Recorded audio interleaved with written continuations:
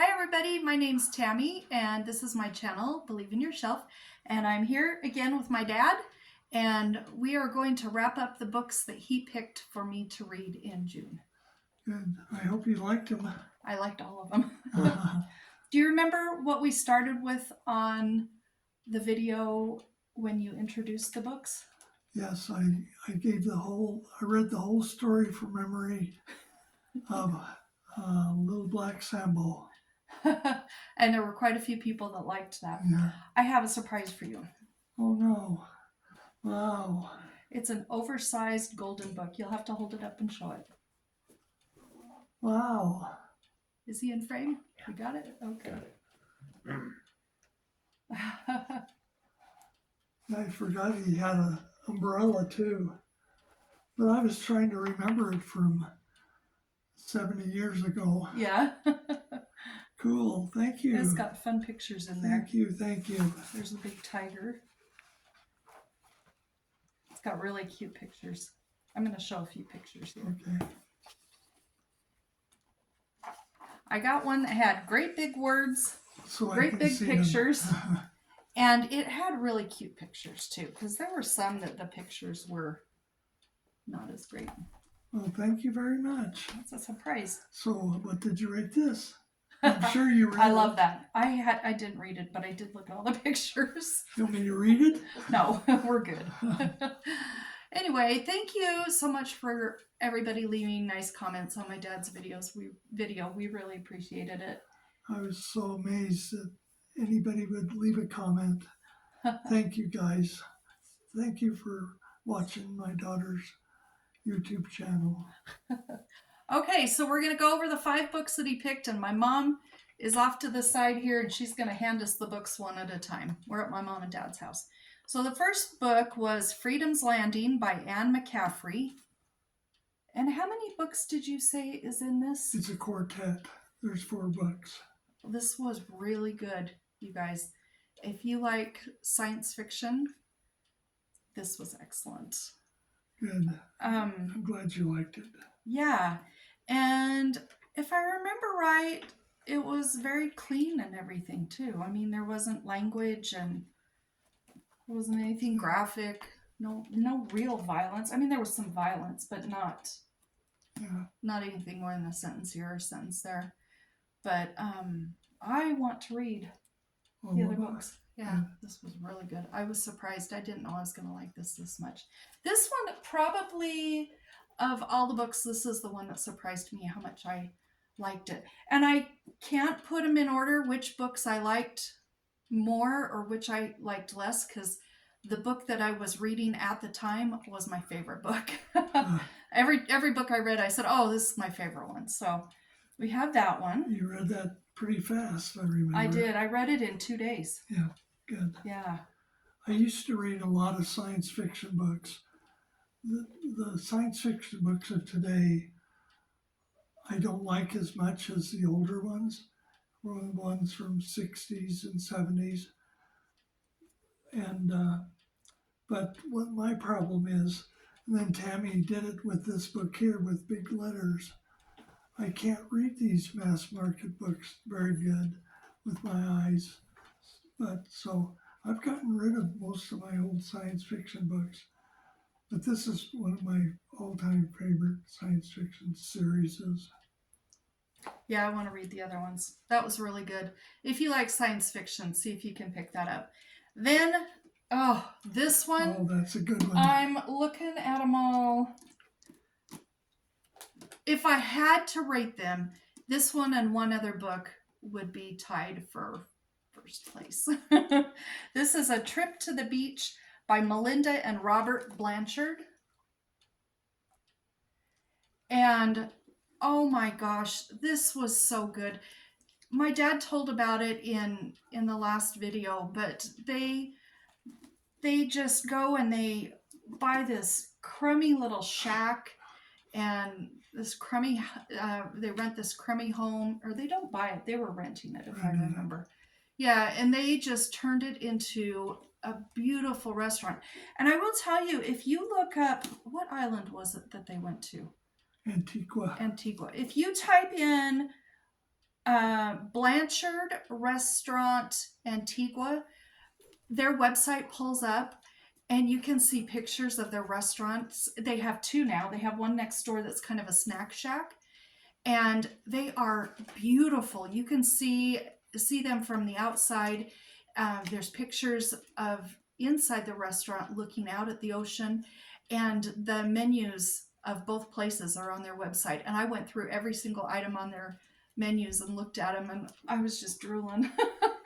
I love this book, you guys. This was so good. If you like nonfiction memoirs, this was really good. Yeah, they turned a dream into reality, didn't they? They did. Yeah. And that's what we all want, isn't it, in our lives? To take our dreams that we have and make them into realities. And no better place to go than on the beach. Yeah. Well, and they wavered back and forth. Do we want to do this? Do we not? They were kind of scared. They were kind of worried, but they wanted to live on the beach. And they just, spur of the moment, said, let's do it. And the next day they started doing it. Yeah. I don't think on a memoir there's really spoilers, but they put all their effort into building this restaurant. And then what happened, Tammy? Then there was a hurricane, like 3 months after, Yeah. and destroyed it. And what did they do? They built it again. Yep. They fixed it up, and it was really good. If you like that type of book, I can't recommend it higher. And then we have Turn Left at the Cow by Lisa Bullard. And this was a really fun story.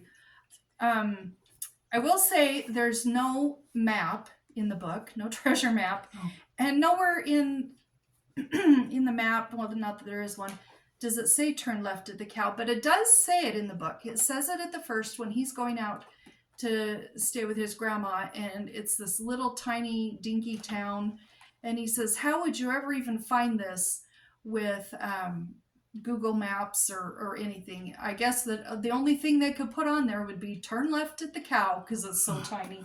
So that's where it got the title, but that was really good. I do think it's for the older middle graders. About my age. Yeah, about his age. We both really liked it. It was a fun middle grade book. It's about these 3 kids that are trying to find this treasure that they think the one boy's dad buried. And they're trying to find the treasure. And what else would you say it's about? It's just about these 3 kids having a summer together. I think just growing up, Yeah. the boy and the girl, they were about 13, 12, Yeah, 13. 13. And just learning to like each other. Mm-hmm. They both had their first crush in this book. Yeah. Yeah. It was located in Minnesota? I think so, yeah. And they had a lot of cows in that town, in that area. And one of the things they always did was make faces out of butter. Yeah. And they would take their faces that they'd made out of butter, and the girl's mother had made one of her. She had one of her. She was the butter queen. Butter queen. And the boy was told to clean out the deep freeze. This is the very first scene in the book. Yeah.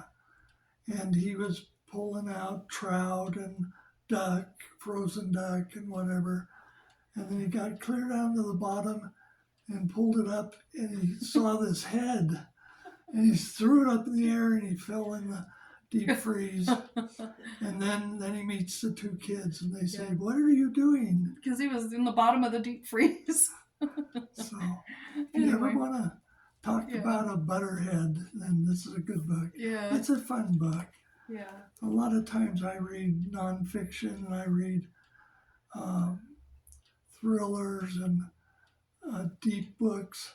And it was just fun to go back and be a 13-year-old and laugh and be a kid again.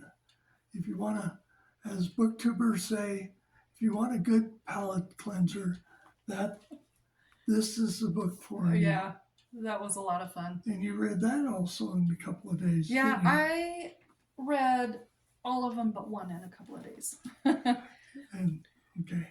Okay. And then this one, did you want to say anything else? She's going to tell you in a minute, but the one that she took more than a couple of days, 2 weeks. 2 weeks or maybe a little bit more, she started it first. And then she picked up, I think, the science fiction book and had to set the other one down to read this in 2 days. And then But I was reading it along with, yeah. but just a chapter or so. And then she read this one in 2 days. And then she read this one. I think I read that in 3 days. 3 days? Yeah. Mm-hmm. So. And this one was about 3 days also. But this one's called Icebound, A Doctor's Incredible Battle for Survival at the South Pole. Dr. Jerri Nielsen is the author, and she's the one that was the doctor at the South Pole. And she was there for a year. And this was, I think I was really surprised with this one too. I thought this was going to be more about science of the, the science that they were doing in the South Pole. And I just thought it was going to be a harder read. It was easy. Yeah. It was a narrative. Yeah, and it was just lots of interesting stories about things that happened with them that year, and especially her. And she was very brave. She went through a lot. It was a good book. This is probably my favorite book. Yeah. And the thing is, I think I mentioned the last video. I read this in 2022, but I really admired this lady. Mm-hmm. It wasn't maybe her dream to do, but she left her job as a doctor at a hospital and signed up for a year and went to the South Pole and just gave her whole heart and her whole self to that community of like 41 men and women.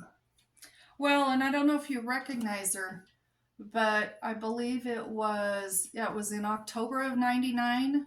She was in the nationwide news, and I'm not going to say anything more, but something happened to her, and she was really brave. We could maybe tell 2 quick things about this book. Okay. They used to go out by the flags once a year as a whole group, bundled up in like 3 or 4 layers of clothes. This is in the middle of the winter when it was 100 below zero. And their faces were covered just with their eyes show the picture while you sticking describe out. it. And what did they do when they took the picture? They set the camera to take a picture, and they all ripped their helmet and their hoods off, smiled real quick, and then threw them back on. They only had them off for about 10 seconds. So she actually got frostbite on her face. She did, yeah. Well, that was her most common thing that she had to doctor. Frostbite. Lots of people lost fingers. And once a year, the whole group of men would they'd all get dressed up, and they got undressed. Oh, yeah. They got undressed, and they would. It was I don't know what they called it. Some sort of like an Arctic run, and they had to run. It was like 1,000 feet or 1,000 yards. It was 1,000 yards that they ran. I think they had to have had shoes on, or their feet would have frozen. But they had nothing else on, and they would take off on the course and come around. But they wouldn't let the women do it. Until this year that she was and there. Then what did the women do? The women had 2 very trusted friends that knew they wouldn't peek or, whatever, be up to any tricks or whatever.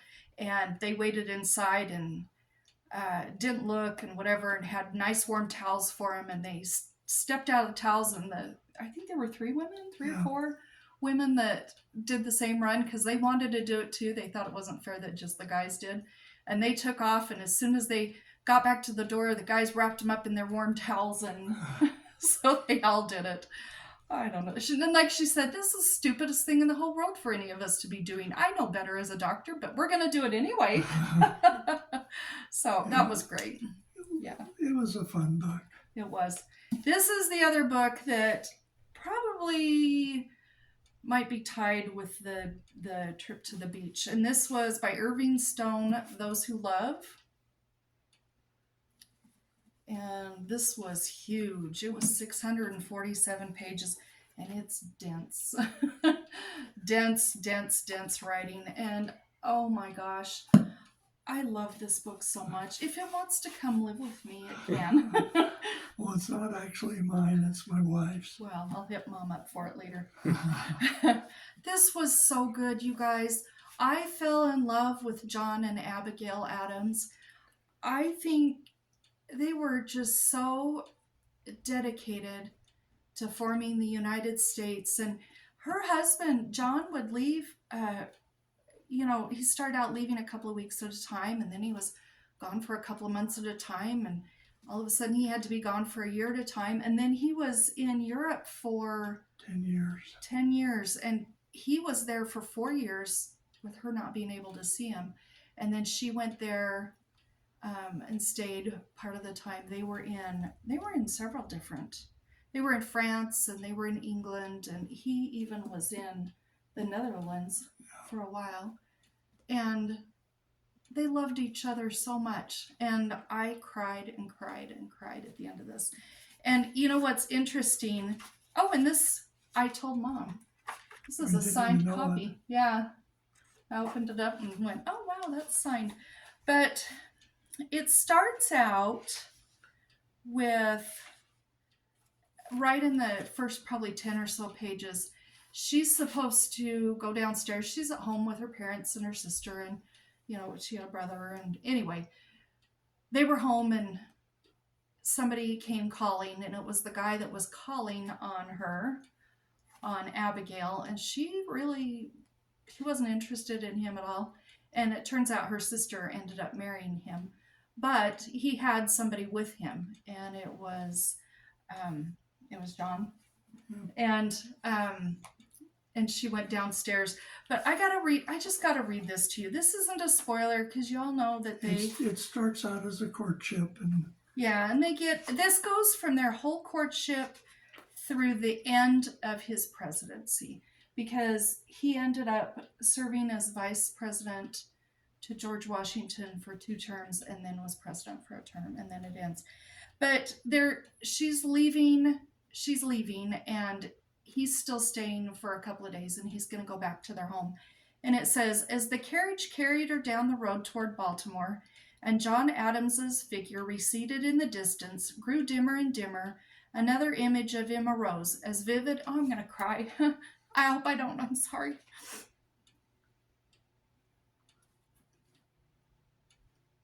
As vivid and lifelike as though she had seen it that very morning. She was sitting in the middle of her bed in the parsonage in Weymouth, writing a letter to her cousin Hannah Quincy, telling her how difficult friends were to find. When her sister Mary called from downstairs, Nabby Richards here brought company, that lawyer from Braintree. She had gone dancing down the stairs, seen John Adams, oh my word, I can't even see anything, standing in her father's library, holding 2 volumes spread wide. Sniffing from one and then the other, startled, John Adams had turned, the color mounting in his cheeks. He had held out both hands to her, an open book in each hand, and her life had begun. And that was a beautiful book about a really beautiful marriage. They were so kind to each other, and there were so many husbands that were not very kind back at that time, and it was a lovely book. I'm glad you enjoyed them. Yeah, it was probably my favorite, but I don't know, that beach one was second. It's fun to make my daughter cry. Yeah, good job, Dad. Oh, but I liked how it wrapped it up. It sort of summarized that first 10 or so pages just with that paragraph. And, she went down there and she did catch him sniffing the books. And she thought that was funny. And, the book ended with that. And the reason that they know so much is she kept so many journals, and he did too. So he was able to really put together. And they wrote letters all the time. Yeah. Even though he was in France, it would take month and a half for the letter to get there because they had to go by boat. And sometimes they wouldn't even get there. They'd get lost. The boat would be blown up by the British. Yeah. And then if she did get the letter, then she would write a letter immediately, and in between all the time. The letters were just crossing back and forth. And sometimes it'd take 3-4 months before he would get a reply from her or she would get a reply. So they were on their own. And good old Abigail ran the farm and raised the kids. She did everything. And supported him. Yep. 4 years he was in France all by himself. Yeah. We would feel like we had died and didn't have any support from our spouse if the spouse was gone for 4 years. Well, and he was gone for 4 years, and then he came back to visit, and he was there for a couple of weeks. And when he left, he took his two sons with him. So yeah, it had to have been hard on her. Yeah, and they were 10, and I think they were 10 and 12 when they went with him. So yeah, she really missed her family, but it was an excellent book. I loved that book. Even though I'm crying. So you sure Little Black Sambo is not your favorite? It's got the best pictures. I'll give it that. I don't think any of these books. Well, I guess Icebound had pictures, but the rest of them didn't. But anyway, I did enjoy my dad's books. Thank you for reading them. Yeah. I'm glad you liked them. Yeah, very good. So, I guess, do you have anything else to say? Are we good? No. Goodbye. I'm probably not coming back. Okay.